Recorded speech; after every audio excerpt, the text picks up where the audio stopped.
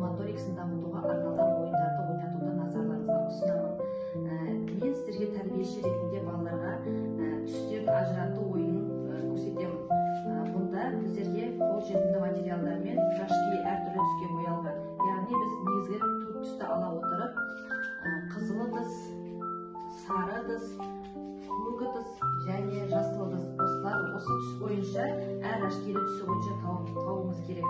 Яғни қызыл ыдысқа қызыл түсті рашкелі саламыз, сары ыдысқа сары түсті рашкелі салып жинақтаймыз, және көк түсті ыдысқа көк рашкелі, жасыл түсті ыдысқа жасыл түсті рашкелерді жинақтап балалар өздері түстерін ажыратып табуы керек. Осылай балалар әр түстерін өздері тауып ажырату керек. Мінекей ата-аналар осындай түстерді ажыратуға арналған, қол моторикасын дамытуға арналған ойындар.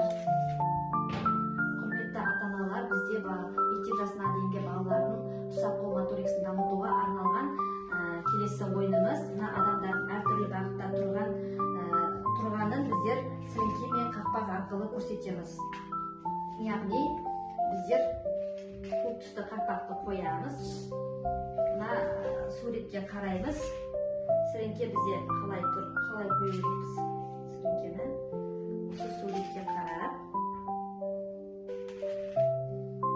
адамның бейнесін жасаймыз.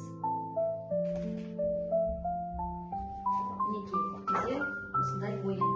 Келесі қызыл түсті қақпақты аламыз және осы бағытта адам қандай бағытта тұрса, сіріңке арқылы сол бағытта жасаймыз.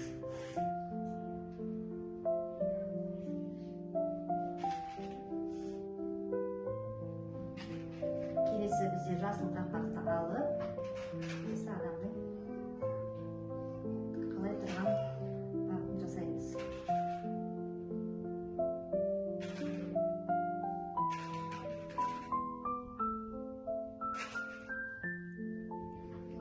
Келесі сары түсті қақпақты аламыз. Сіріңке арқылы сары түстегі адам қандай бағытта тұрғанын жасаймыз.